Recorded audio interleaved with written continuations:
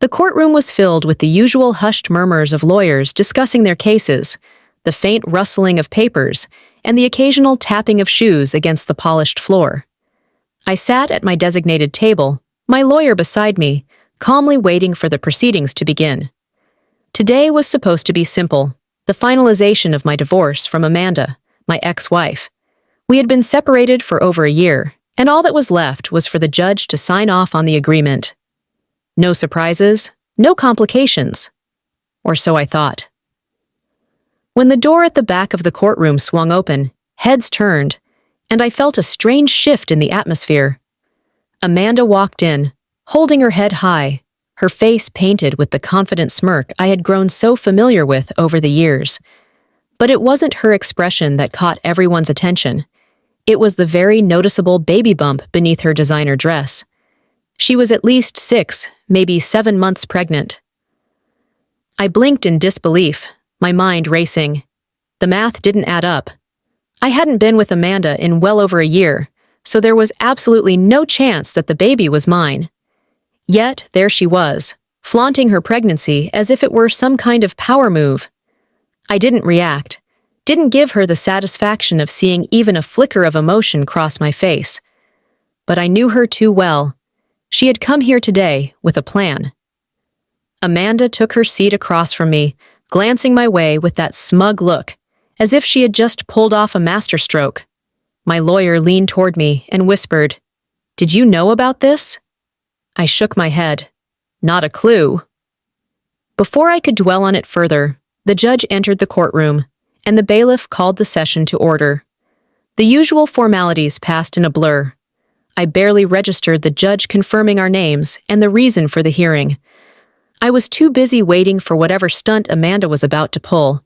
And she didn't disappoint. The moment her lawyer stood up, clearing his throat dramatically, I knew she was making her move.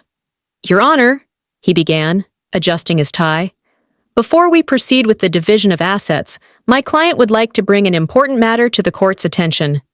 The judge, a stern woman who looked like she had seen it all, raised an eyebrow. "Go on." Amanda's lawyer glanced at her, then turned back to the judge with an air of exaggerated seriousness. "Mrs. Carson is currently expecting a child, Your Honor. Given the circumstances, she believes she is entitled to additional financial support."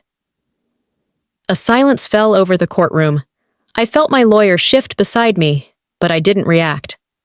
I just watched, waiting. The judge looked unimpressed. "And how does this pregnancy pertain to Mr. Carson?" There was a brief, almost imperceptible pause. Amanda's lawyer had likely expected the judge to take the bait immediately, but she wasn't playing along. "Well," he said carefully, "given their long-term marriage and shared financial history, it is reasonable to assume that—" "Assume?" The judge cut in sharply. "Is Mr. Carson the father of this child?" All eyes turned to Amanda.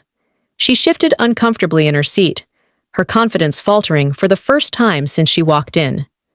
Her fingers tightened around the edge of the table. She must have realized she had no way out of the question. "No, Your Honor," she admitted, her voice quieter now.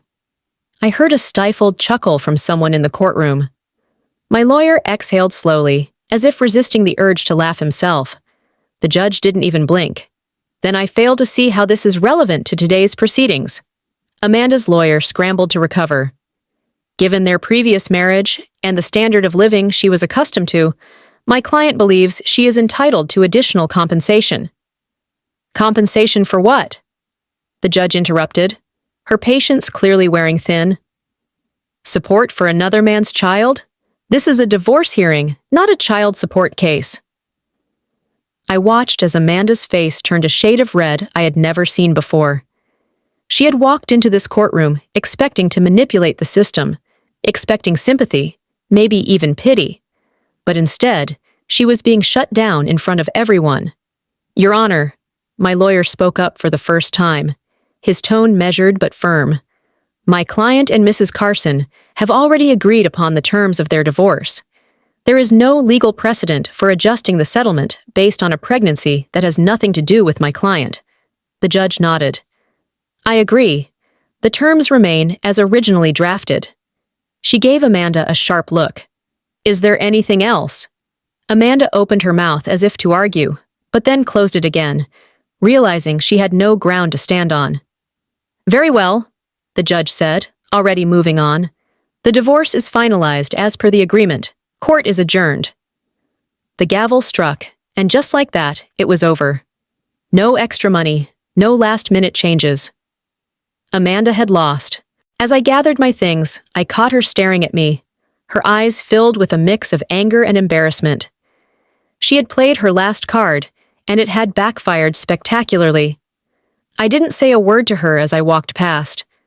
I didn't need to. I was free, and for the first time in a long time, I felt like I had truly won.